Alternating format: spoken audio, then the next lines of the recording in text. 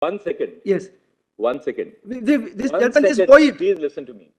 You're It is- not. 1 second. I am a citizen of this 1 country. second. Yes. Don't shout at me. No, I am very soft. Please listen to me. Yes. This is not a Hyde Park corner meeting, okay? You are in the court. Yes. You want to move an application? No, my lord. File an application.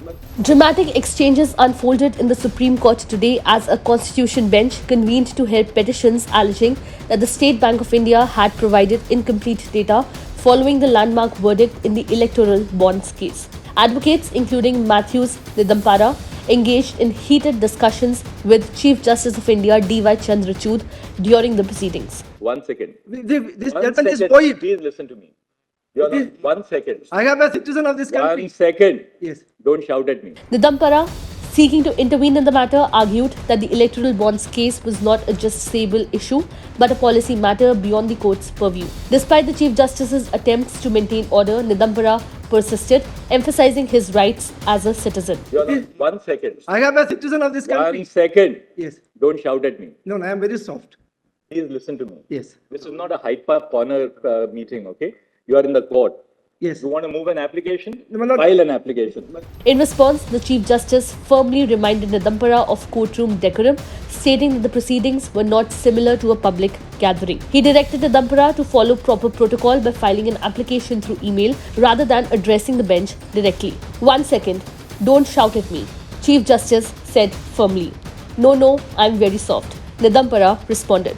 The Chief Justice went on. This is not a Hyde Park corner meeting. You are in a court.